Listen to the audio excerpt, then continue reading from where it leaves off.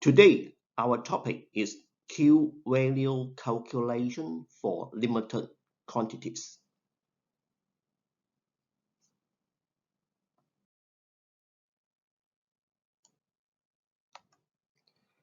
This is a formula for Q value calculation when different dangerous goods are packed in one outer packaging, where Nancy 1, Nancy 2, etc. are the net quantities per package of different dangerous goods. While mother 1, mother 2, etc. are the maximum net quantities per package of applicable while packing instruction in detail table 4.2. Calculated Q value must not exceed 1. Calculated Q value must be rounded up to first decimal place. For example, if calculated Q value equal to 0.33, then it must be rounded up to 0.4.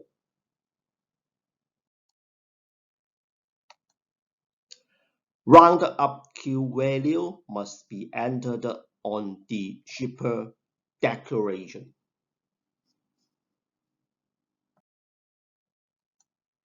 Unlike UN packaging, Class 2 except UN 2037, UN 3478, and UN 3479 and Class 9 in limited quantities will not involve in Q value calculation. Under this phenomenon, there are two possible scenarios. First one is package only contains Class 2 and 9. Second scenario is package contains Class 2 and 9 plus other classes of dangerous goods. So how to determine the Q value in each case? Scenario 1. In this case, Q value calculation is not required since only Class 2 except UN 2037, UN 3478, and UN 3479 and Class 9 in the package. However, the shipper must ensure that the gross weight of the whole package will not exceed 30 kg. Scenario 2. In this case, only dangerous goods other than Class 2 except UN 2037, UN 3478, and UN 3479 and Class 9 will be taken into account of Q value calculation. In addition to the Q value calculation, shipper must also ensure that the gross weight of the whole package will not exceed 30 kg. Let us use an example to elaborate how to determine the Q value. We have three items in here. Item A is UN 2528. The inner packaging is one metal can with net quantities 0.5 liter. Item B is UN 1181.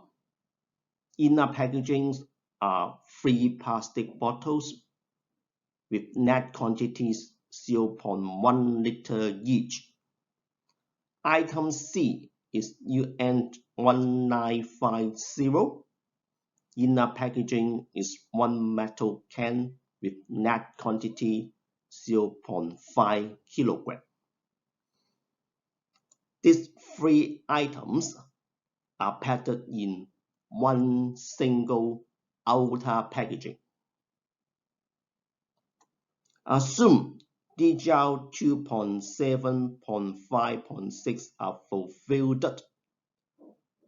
So how to determine the Q value in this case?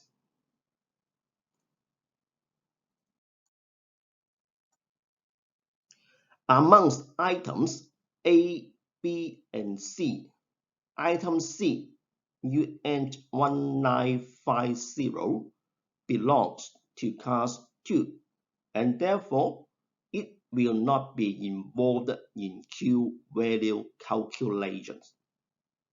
So remaining items A and B will involve. Here is the formula for Q value calculation. Only the formula is not enough to get the results. We also need the data from item A and B as well as DGL table 4.2. Length 1 is the net quantity of item A, and that is 0.5 liter. Length 2 is the net quantity of item B, and that is 0.3 liter. Y-1 is the maximum net quantity of packing instruction Y344, and that is 10 liter. Y-2 is the maximum net quantity of packing instruction Y641, and that is 1 liter. After we fill the data in the formula, Q will be equal to 0.05 plus 0.3 and equal to 0.35. Calculate the Q value need to be rounded up to first decimal place, and that is 0.4.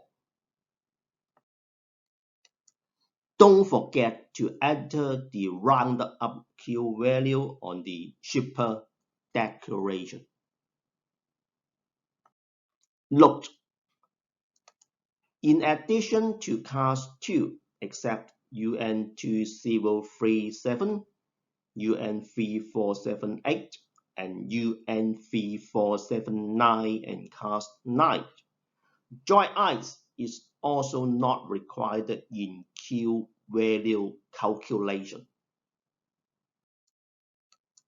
Besides, when different dangerous goods are packed in one outer packaging, but only with same UN number, packing group, and physical state, then Q value calculation is also not required under this circumstance.